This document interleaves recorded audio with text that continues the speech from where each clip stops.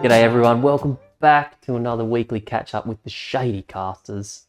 Keen to be back. I'm Harry, joining me as always, Ollie One Tapper. I'm back, episode 3. Episode 3. Here we go. Didn't even know if we'd get past 1. How are you, big fella? You've been smashing the Warhammer. I know, I'm trying to keep up with all the old world Fresh stuff. off Force Hammer. Yep. Fresh off Force Hammer, straight into the live list reviews for Starky last night. Yep, had the list review. Yep, for Winter in the North. Yep. And then Starky's tournament this weekend, mate. I know. It feels like I can't get a spare weekend. It's all happening. I love it. He loves rolling dice. That's it. Plus, you've been Slaying Grey, but we'll talk about that maybe next week. Slaying Pony Game. What's coming up tonight from us?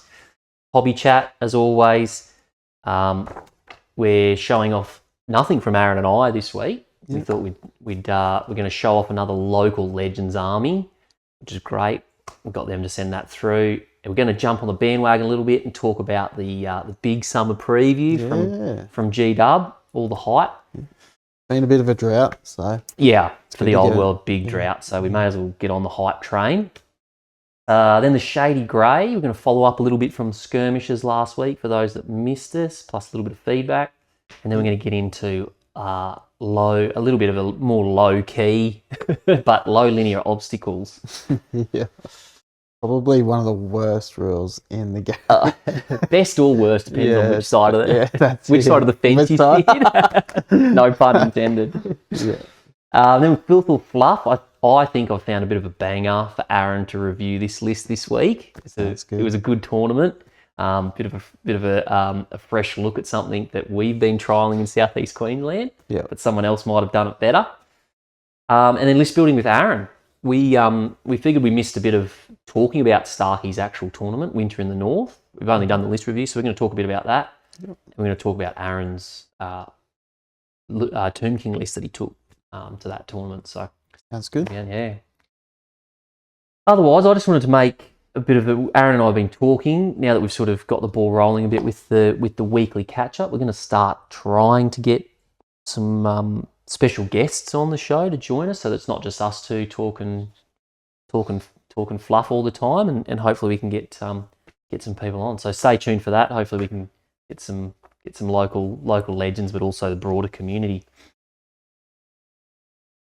Otherwise, hobby chat. Here we go. Starky, the man himself, has taken Slaanesh on the weekend. So we've I asked him to send through. I asked him to send through any of his armies because he's a bit like Aaron. He's pretty much almost caught them all. Yep. So I got him to. He decided to send through his Slaanesh. He likes his he loves his Slaanesh army. Yeah. So yeah, I think he's very excited about the new draft book as well because they get a bit of a boost. So he's been frothing the pink ladies, he calls them. Yeah. Pink ladies, straight from Greece, I think. I think that's where he gets it from. The Pink Pony Clubs, mate. Pink Pony Club, yeah. So I told him to send through any army, and as I said, he's got so many. Yeah. But his Slaanesh, he was like, I'm pretty keen to show them off. So he did some photos. Thanks for that, Starky. I've had a bit of a busy week with Starky. He was on the live list reviews again with us last night, which was great. Man, they look good, don't they? Yeah. So he's got a mix of like G-Dub and 3D prints. Yep.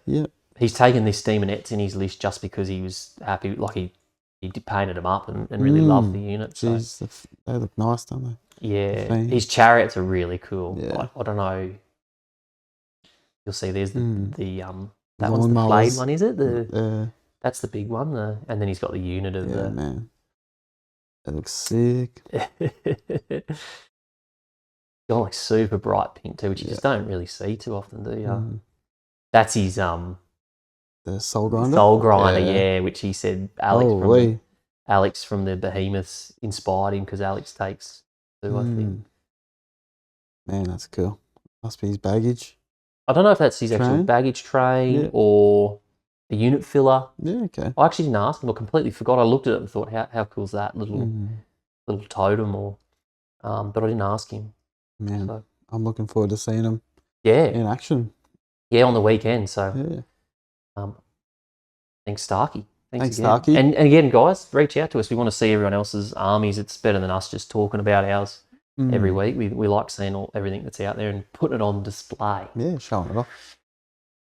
But the news from the week, the big summer preview, I'm assuming, should never assume, but I guess most people probably have read something about it or been on the Warhammer or watched a YouTube channel. Everybody's been talking covering about it. Yeah, it's pretty big news. Yeah. Big news, and as Aaron said, because we haven't had anything since the last FAQ, which was... Geez, feels like 6 months. It was 8 months. March or January. January, I can't even remember. But it's a very much a drip feed for the old world. Yeah. But just a couple of snippets from the article on the GW website. We'll put the link in the description for those of you that haven't read it. But the big one, the big talking point, because everyone was talking about an FAQ coming for the old world. Yeah. A much needed FAQ maybe, because the game was feeling a bit stale. Yeah, bit solved. Bit that's a good way. Yeah. In a weird spot. Yeah. So we'll show you a couple of the snippets of the articles, and then we'll get on to the good stuff, which is the miniatures. But the new core set includes a revised edition of the Warhammer The Old World rulebook, which for the main reason that they sort of took that rulebook down, which everyone was sort of looking at. Yeah. You know how they took it down for sale? Yeah. One of the main reasons is now Cathay and Warriors are on the front emblem. You'll see in the picture on the screen. Right. Yeah. Cool. As it's been updated with all the latest online FAQs. Yeah. This version of the rulebook will also be available separately, but this isn't a new edition of the game. Your existing Warhammer The Old World publications are still valid. Okay. So, I don't know. I take that as that's it. There's no FAQs coming that everybody was sort of the rumours and everybody was hyping. I think I think the hype was the new chaos. Yeah. So it's revised. They're saying it's already revised with everything that's currently FAQ'd, not saying that they're bringing out a new FAQ. Okay, very interesting. I hope I'm wrong. Is it going to be like big revision or small revisions or what? None. That's what's already there, what we've already got. Okay. I'm feeling because of 11th Ed, 40K, I feel like it's just taken way too much capacity. I think so. I hope I'm wrong, because I'd love to see a new FAQ with just a few polishes. Yeah, okay. Yep. But, you know, from what everybody's talked about, skirmishes, infantry, but I just don't think... There's a few spots they can definitely work on, that's for sure. Yeah, in the rulebook. Yeah, but I thought that little bit of the article was interesting, and everybody will interpret that different, as we do with the rules. Yeah, everything Games Workshop writes, they just love leaving gaps in there. Yeah, I know. They're definitely a models first company. Yeah. And the rules are a bit of a second thought. So the other little bit of the article that we really liked, and Aaron and I both had a bit of a laugh at, when they were talking about the new box set that has Cathay and the Chaos guys in it. It said, we'll put it up on the screen, but this is the first time that there has been a core set for the Warhammer The Old World that includes 2 armies. So they're hyping that. Even better, they've been points matched against each other, so you can play balanced games straight out of the box. Oh, okay. They're claiming the balanced game straight up with the Cathay in there. Yeah, okay. So interesting. How much playtesting they've given that box set. Who knows, really? Come on, G-Dub. Games Workshop. But yeah, very cool. It's good to see some new models anyway. Man, the new models, and look, that's really the main thing we care about, right? We've got the new models up on the screen. Which is a good sign, because they're obviously leaning away from just selling us 20-year-old kits. Yeah. Just recycling old models. Which is what happened when they first released the Old World, which everyone was a bit disappointed with, obviously, from the start. But man, what do you think of the new Chaos? I really like them, mate. They're actually very, so dynamic, which is you never really see. The Dragons, man. Yeah.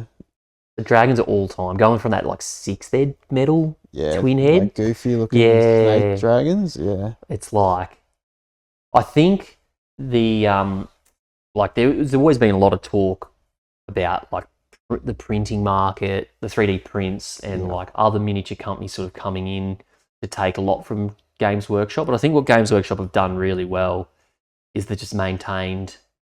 Obviously, they've got the domination in the market, but they've actually maintained like a really high quality.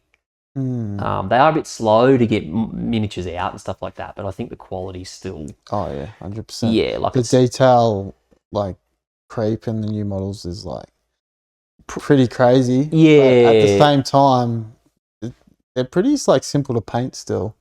In some aspects, like there's nothing. Yeah. Too crazy. Like you can paint them up pretty quick. I like with them. the new painting techniques and stuff out there, but very cool. Price wise though. Yeah, well, yeah, it's a struggle to compete with the old 3D printers these days. Price wise, I think. Price wise, yeah. But quality, as I said, I think they maintain. Yeah, the quality's definitely there. This is the one that I really liked. It wasn't actually a. Old world drop. Yeah. I don't know why I couldn't think that, but the ogres. Yeah, getting a refresh. People were like, damn. There was a few rumours that ogres were going to old world. That's why. But obviously, the behemoths had that. They've done that a few. I've been watching when they talk about. But they've just got a straight old range refresh for Age of Sigmar, and they look stunning. Oh, they're so good, man. Like, they got the Tyrant, Gluttons, Iron Guts, the Maul Beast. Yeah, cool, which is, I guess, like the old Morn Fang. They've got like a new Hunter pack as well. For, Warcry, I think it is. And those last ones up that we're going to put up on the screen, we've got up there. Those ones there are the Cleavers. Holy! Which look at the guts on them. Bloody hell. They're good, man. Like I've never the old ogre models sort of didn't really they're blow just you so away. Static, man. Really like, static. These are like so dynamic, like in motion. So good. Yeah. So that I actually thought when I was like looking at the big summer preview, I was like, that's actually the best part of it. But again, I did put down like I wasn't too sure. Obviously, I know with like some of the smaller ranges that the sizing for Age of Sigmar like a lot bigger than old 8th Ed Fantasy models, which obviously Games Workshop have been releasing. And then people were talking about the scale creep when like they bought the new Bretonians out. Yeah. But I think ogres are like an Age of Sigmar army that you wouldn't even notice any size creep. No, I reckon they'd probably just be like slightly bigger than the old models, but it wouldn't actually be noticeable. No, you can still rank them up pretty. Oh, definitely, yeah, because you got the bigger bases now. Yeah, you got the big 40mm bases. Yeah, so. Very excited for the ogres. Yeah, we thought it was cool. We wanted to get on board with the. Actually, got me thinking for the Escalation League, maybe. Bit of ogre action. Be pretty cool. Well, your old ogre army, that was your dad's. That's dad's army. Right, yeah. Because you used to play them in 9th Age. Yeah. Yeah. Okay. Oh. We're going to have a bit of a list on the poll now because we've got to bring out Aaron's poll for. We keep talking about it.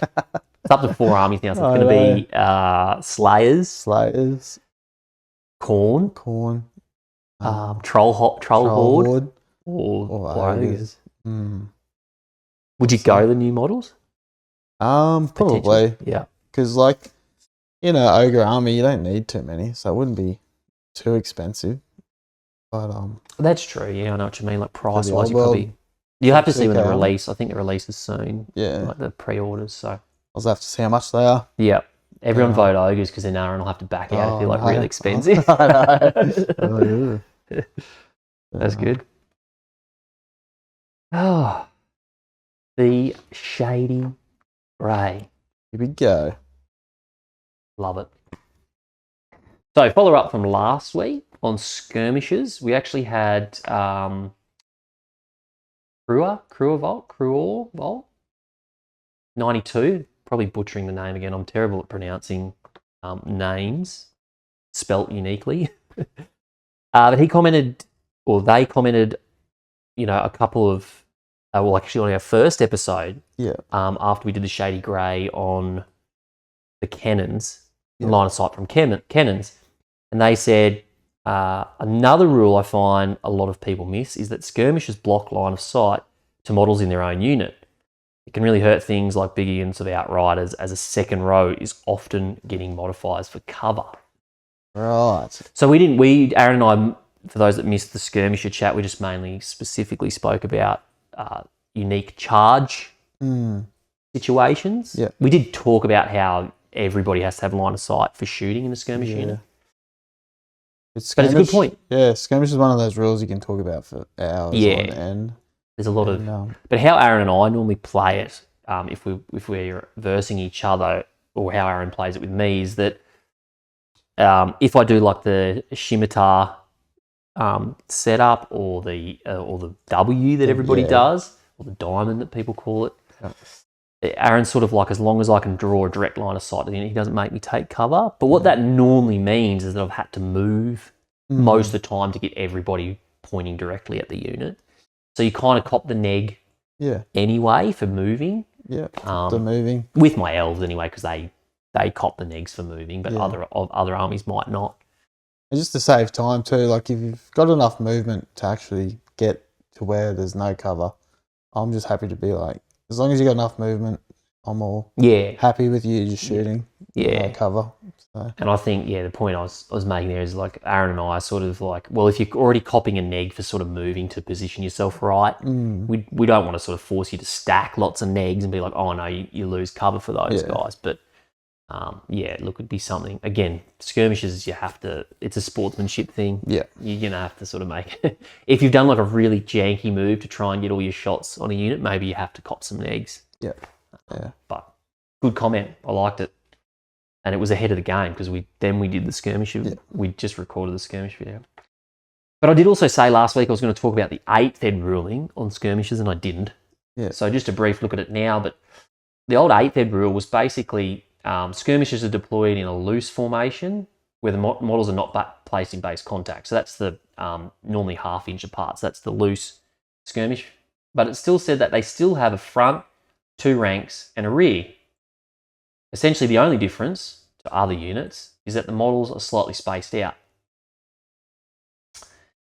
This is the big one that Games Workshop left completely open when it came to the old world. So the 8th ed wording again. A unit of skirmishers moves, wheels, marches, and charges just like other troops. However, due to the incredible flexibility of its formation, unless it charges, a skirmishing unit is allowed to reform as many times as it wishes during its move, even if it marches. Okay. So basically, 8th ed just let skirmishers be janky when they're just moving normally. Yeah. But as soon as it came to them being charged or charging, they just became a normal unit. Yeah. Simple. Straightforward. Go back to the 8th ed one, I reckon. Then. I think so. Right, but here what we're talking about tonight for the Shady Grey, low linear obstacles. In particular, Earthen Ramparts spell. Yep. So I did just a bit of a summary. You can read out the summary, and then I'll read out some of the wording of low linear obstacles. So I just did a summary on low linear obstacles because they are quite janky in terms of if you charge someone who's... I know. Yeah. It's just one of these rules where it's just a lot of feels bads. Well, they just stack like a ton of almost debuffs to the unit that's charging them. Like it's a ton of debuffs. Too easy. So a summary of low linear obstacles. So if you're defending a wall, you're -1 to your charge move, like to charge unit behind. Yep, because you cop the dangerous or difficult terrain. Difficult terrain, yeah. So you take the lowest D6, which makes it incredibly hard to charge the units behind fences. Yeah. You get no initiative bonus if you're charging a unit defending a low linear obstacle, unless you're flying. Yep. Is that what it actually says? Yeah. So it says here. Again, I'll bring up the ruling because I've got the paper everywhere tonight. But yeah, because it says here, enemies can charge the defenders as normal, but do not have to physically cross the obstacle. Oh. Instead, the front rank of the charging unit moves into base contact with the opposite side of the obstacle. Unless it has the fly special rule, a unit that charges an enemy behind a defending low linear obstacle makes a disordered charge, Ew. which is the no initiative bonus. Yeah, so they're just saying if you've got fly, you still get your initiative bonus. Right. But anything else, and you don't make contact. So no base contact, which means only one attack. Yep. No stompage because you're not touching anyone, which is pretty brutal. No impact hits. Well, that's pretty straightforward because I don't even think chariots can charge or move over low linear. No, that's right. Yeah. So, but it'd be like like your doom bulls, like, bulls and ogres and stuff. They don't get any impact hits. There was Sailments. Oh, yeah. Far out. I wrote in there. See, I did write that. Yeah. But see, I said I'm wrong. You only need to be engaged in combat to cast assailments. Yeah. Not in base to base. So you don't need to be in base to base for assailments. They're the only. You're in the fighting rank. Is that right? It just says engaged in combat. Yeah. Okay. I looked it up because I thought, yeah. Cool. So that interesting. Yep. Shady Grey. Very shady. And no rank bonuses. Okay. Yeah, which both sides. Both sides. Both, because it says if you're straddling a low linear obstacle. Yeah. No rank bonuses. So I read it as even the unit defending the low linear obstacle doesn't get rank bonuses. Brutal. Yeah. Very cool. So, lots of debuffs there just from charging someone with a low linear obstacle. Yeah. Right. Obviously, the negative that comes with a low linear obstacle, though, is that normally if it's a fence somewhere random, that unit's got to stay there, and you just probably don't charge them. Yeah. Then comes in Earthen Ramparts, right? And this is where the Shady Grey came from when I was looking at the rules, because I've seen this pop up in a few forums where people are just discussing stuff randomly. Like one was on a high elf forum, and they were just discussing Earthen Ramparts. So I'll read out the Earthen Ramparts wording for the spell. So the spell reads, until your next start of turn subphase, the target friendly unit gains a 5+ ward save against any wounds suffered and counts as being behind a defended low linear obstacle if charged. However, whilst this spell is in play, target unit cannot march or charge. Yeah. So a pretty big negative, right? Yeah. In terms of they can't march or charge, like they're pretty sort of stuck where they are, but they're still moving around with the low linear obstacle. Yeah. Where I've seen some of the grey come in about chats is that whether if you've got Earthen Ramparts cast up, whether the charging enemy goes into base contact with them or not. Yeah. Okay. Because if you've got a fence, the rules specifically state you move at the fence. Yes, right? into base contact with the opposite side of the obstacle. Yeah. But then for Earthen Ramparts, it doesn't say. It just says if you're charged, you count as being defended below. So some people are arguing, do you still get more than one attack per model? Do you still get stomp attacks? Do you still get impact hits? Yeah. Those would be the three main ones because everything else happens anyway when you charge it. Then Games Workshop did bring up an FAQ. Okay. So it's a frequently asked question. But in my head, it doesn't clear anything up. You probably asked more questions than you did So Games Workshop's FAQ. Wouldn't expect anything less. Yeah. If a unit charges an enemy unit upon which Earthen Ramparts has been cast, must it follow all the rules for charging an enemy unit behind a defender low linear obstacle? Stuff my words up a bit there. Even though there is no such physical terrain between the two units. G-Dub says, yes, a unit upon which Earthen Ramparts has been cast counts as being behind a defended low linear obstacle when charged. Think of the spell's effect as representing a magically manifested obstacle rather than physical terrain feature. So what the hell does that mean? I mean, for me, my personal opinion, that does clear it up, and you could just pretend there's a fence there. Yeah, okay. Like bring your own little piece of terrain that's like a fence and just stick it in front of your unit. Yeah. I think. Like, being a Tracian warhost, you bring along your forest and you dump it on the field. Yeah. But what I've seen spoken about often, I have seen it a few times now, is that they're saying, well, it's only while you're charged. And once you've charged, there's no low linear obstacle there now because it says when charged. You then move into base contact and you act as normal. Yeah, okay. Okay. That's the Shady Grey. Very shady. It's only a small one this week. Like it can be easily agreed upon or disagreed upon. Yeah. Because I guess if your opponent wants it to be like there is a low linear obstacle on the unit and you can't sort of come to an agreement, maybe just don't charge. Yeah. Because there's way too many negatives. Like not many units can beat an army, like an infantry block with that cast on them. Yeah. It's nearly impossible to take them down. So I think, again, Shady Grey, but yeah, I would play it as that it's like you got a fence there. Yeah. But I could also, if my opponent argued the other way, I could probably see it their way as well, where they could get the stomps and the impact hits and the... Yeah.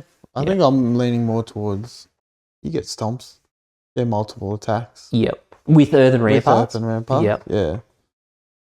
Would you... Is that something... I would play it that way. Yeah. Like that's what I was saying. I could see it both ways. Yeah. Yeah. I just see it argued a lot, which is why I brought it up, because it's like, well, you know, everybody reads rules differently, and that's one that I've seen a lot of people. And again, I just wanted to point it out that it was FAQ'd, but it was still left. Yeah. It was still like... Are you... Like Games Workshop needed to just come out and say you are in base contact or you're not in base contact with Earthen Ramparts. So, but yeah, like if you said to me, yeah, you still get your stomps and you still get multiple attacks, I'd be like, yeah, cool. Yeah. But I know everyone else might play it differently. Yeah, fair enough. Let us know what you think. Yeah, very interesting. Comment, get in touch with us on Discord. We'll put it up on there once this chat. Thanks for guys too, everyone who's been joining Discord lately. Jump in. We love talking heaps of stuff about our heaps of fluff. All the fluff. So don't you read that one? I'm not reading. Aaron, I'm telling him to read, and I'm telling you that. But yeah, let us know what you think about the Shady Grey there. Jump in the comments. Lots of comments on the video helps us get us out there. YouTube seems to like comments. Yep. So dump them in there. Otherwise, Discord, guys. Filth or Fluff? This is probably my favourite part of the... Last week I enjoyed it. I was like, it was cool looking up.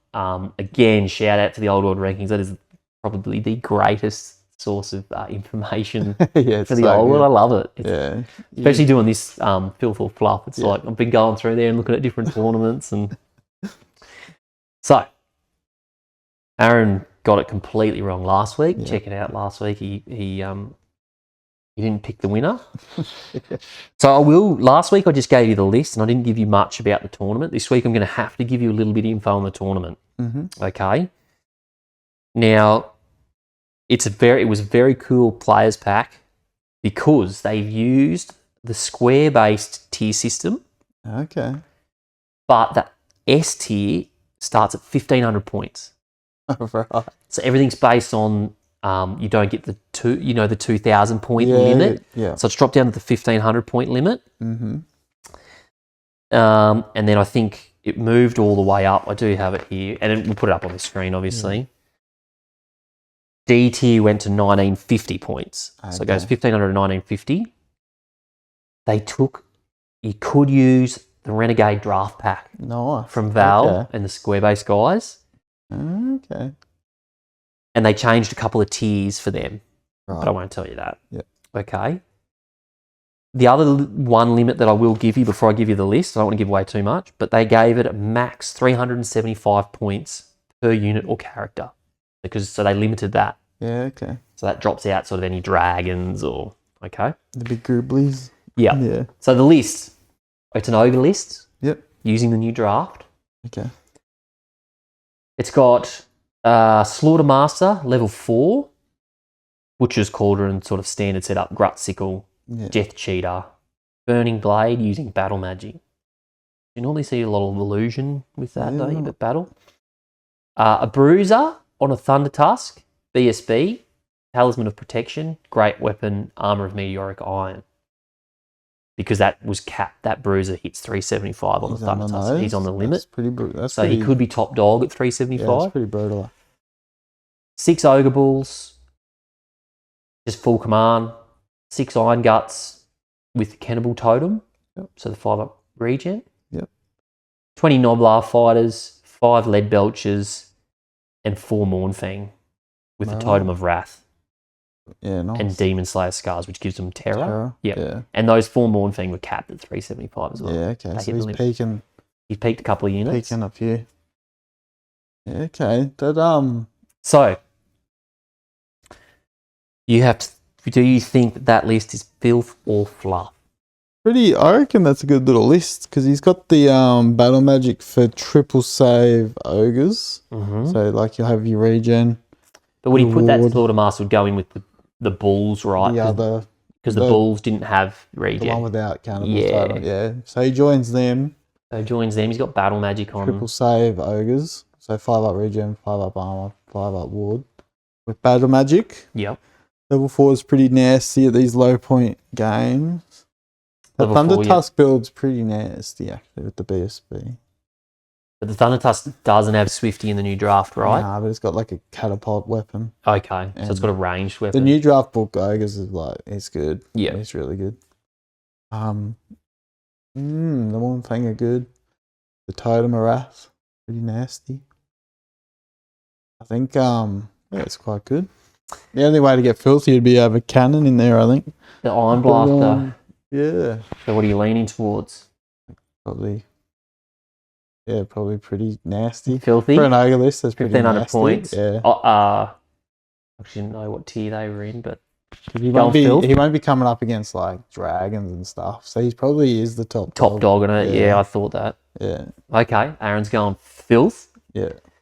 So do you think that this is the one where Aaron butchered it last week? Again, no pun intended. So do you think it podiumed, midfield, or somewhere on the bottom? I'll midfield this one. Midfield it? There might be a few filthier lists out there that could maybe take it. I think it's a good list. Yeah. Good little list. Right, so Aaron says midfield. Yeah. Aaron's on a two game losing streak, but it podiumed. Yeah, okay. So I tricked you again. So there's actually 2 ogres in the podium. This one came second. So a little bit about the tournament. Yeah.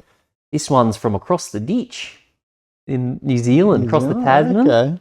So I got this one from NZ. It was just on the weekend, just gone. Up the wires, by the way. I'm not wearing my beanie, I know. First week, first two episodes. Oh, he's wearing his All Blacks beanie. Not even wearing your Hobbiton jumper. So it's called Winter Clash. That was on the weekend, just gone, on the 27th of June. I spoke about most of the players pack. I thought that was very cool. It was run by Hobby Lords. I'm going to butcher the name of this town, but Timaru. Got to say it like a Kiwi. Timaru. So it was run by Jesse McMillan. He seems like doing a lot of work in a lot of tournaments and scenes over there. From what I saw on the Old World rankings, I'm only basing it off. Sorry, and the list belonged to Rob Iron. Is his name? Yeah. He is currently ranked second. No, sorry. I think he's ranked in the top 20. I've got here ranked top 20. Yeah. In New Zealand, so on the Masters ranking. I don't know if they actually run a Masters over there. So he's playing quite well. I don't know what they normally run. I didn't look at sort of any other tournaments where they've been running the new stuff. The winner of that tournament was Daniel Lamond. Mm-hmm. He won with the Wolves. Yeah, okay. Grand Army. I can see Dwarves doing well. Low points. He is ranked second as well. And it seems like a lot of their top 20 play like a lot of armies between most of them.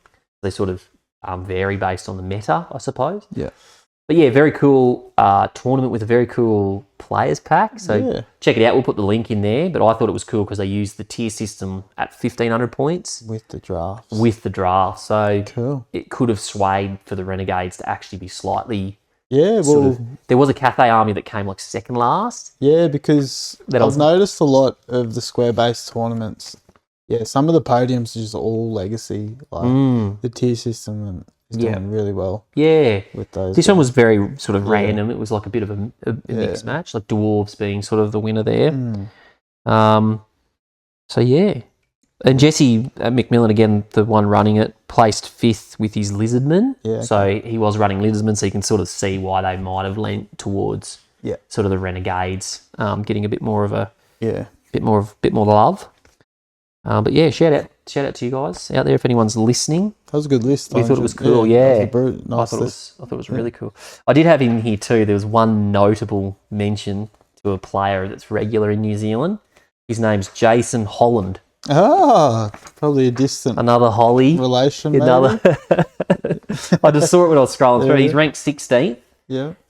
For their rankings over there. So prominent figure. Yeah, nice. Anyone watching from over there, reach out to us. We thought it was cool. We'd love to hear more about what you're doing over there. That'd be, I thought it was really unique. The most unique I've sort of seen. I've been searching tournaments for the last weeks from the last episode. So I think, any tournament running the draft books, there's going to be some very unique lists going to that. Mm. Oh, and just something different. Like the 1,500 points on its own, I was like, oh, that's with the tier system. I was like, oh, that's unique because they've dropped below the 2,000 limit. So it was just really changing the meta up. Yeah. Not saying it would be everyone's cup of tea. Yeah. Lots of people would go, too hard. But yeah, I thought it was just the uniqueness. Nice one. Rightio. List building with Aaron. Here we go. Last week I took over this segment a bit with me Beastman. Just waffled on about me Beastman with the escalation, but nothing on the escalation this week either. No. But we're going to definitely keep that ball rolling. So for all the guys who've joined the escalation, don't worry, plenty more content on that. Yeah. But yeah, it's Starky's Winter in the North coming up from. So we did the live list reviews last night for that. Yep. That was good fun. It's always good fun. Yep. Interacting with you guys. Yep. On the live, chirping, giving us some lip. It was really good. So check that out. But we haven't spoken much about Starky's tournament. A little bit of a rundown on the players pack. So it's 2,000 point RTT, so 3 games. Yep.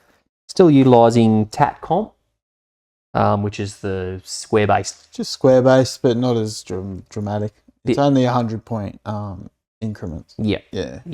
Watered down a bit. Yeah. Couldn't watch me last night. I couldn't believe Renegade Crowns has somehow wound up at I know. C tier or 2,300 points. Yeah. The win rate's like 27%. Give them a break.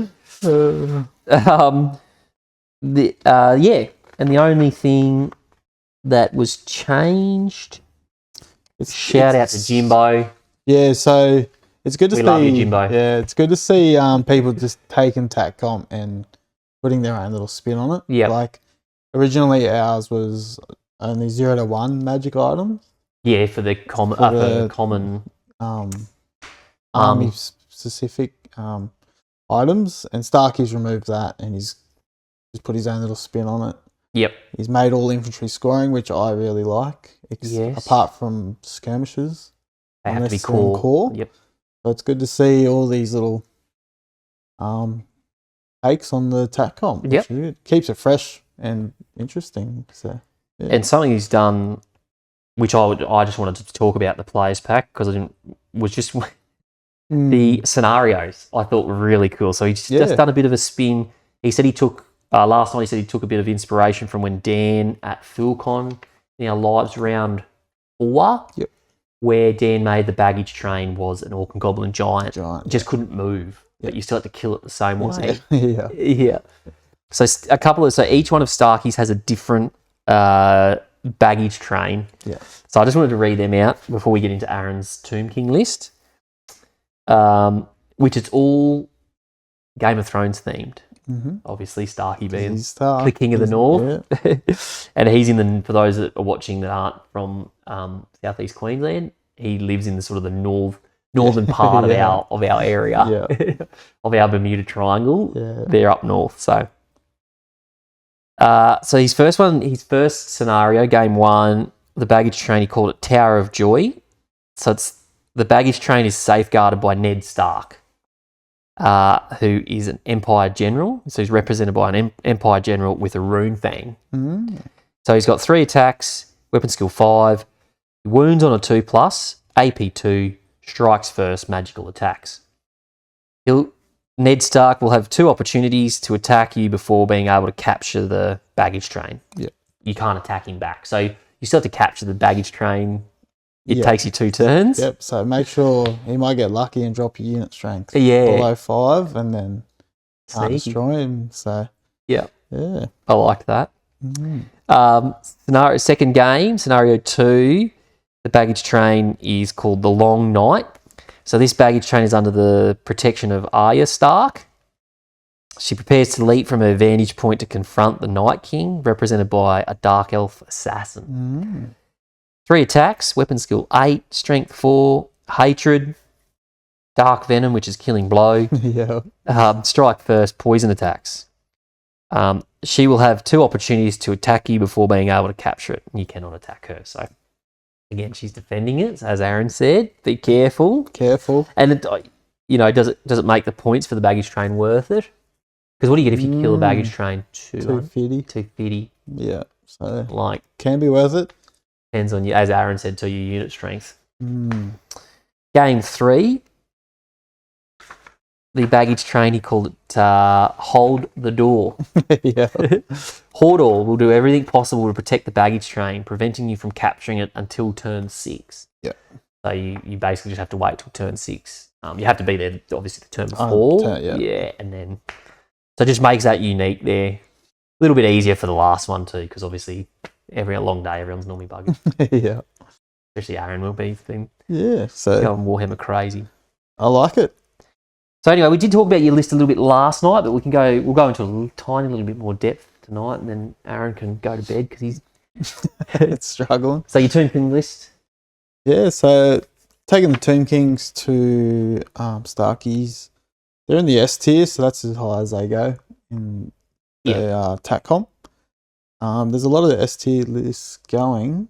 It was heavily dominated, but no Cathay. No Cathay. It was just Vamps, Bretts, Tomb Kings. A few A tiers, because Beastman's A tier. Well, there was a Beastman, Grand Army, which is A tier, I think, it's 2100. Yeah.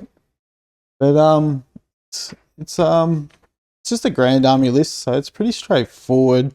I'm taking it's a bit of a mixed bag list. So I've got a Tomb King on a Bone Dragon with the armor of Meteoric Iron, Talisman of Protection, and I've changed it around and I've taken a Dragon Slaying Sword this time on him. So he's a big game hunter, that guy. You don't see the Dragon Slaying Sword much anymore. You love it. I love it. It's so good. Like, just that spike potential is it's so good.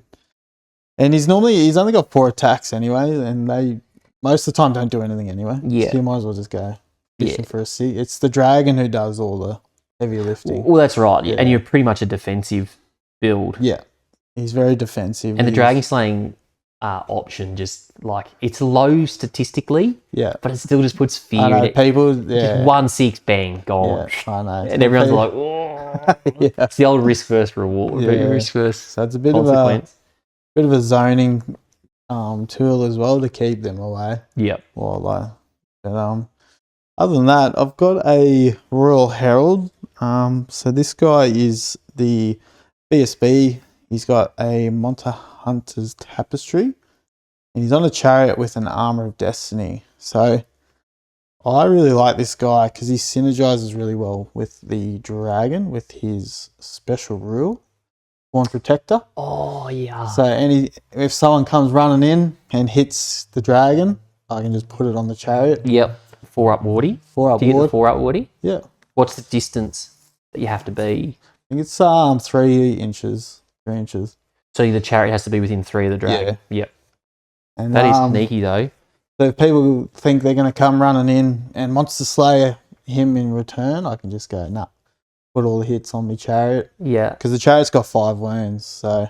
And how many can the Chariot res? Because he's a character. So what I do is I have the Chariot in with the Tomb Guard. And you heal... Because it's a light Chariot. And so when you cast a healing... When you cast a Rise on Tomb Guard, you get D3 plus 4 wounds. Because he's in the unit. You heal characters first, so he can get up. He can just heal his 5 wounds. Sneaky. Yeah. So well, this is going to air before the tournament. So So if people think they can run into the dragon, watch out for Well, one of our first battle reps, I bounced off the dragon, and he didn't even have that combo going. Yeah, I know. He's essentially just makes the dragon like 700 points and gives him like it's good. I like it. an extra 5 wounds. Yeah, that he can heal. So with a 4-up warding. With a 4-up ward. I like that. Sneaky. The 3 inches is pretty limiting though. Yeah, I think it's 3. It could be 6. Yeah, I'll have to double check. Even if it is 6, that's still like you've got to be close quarters. Yeah, it does limit you movement wise.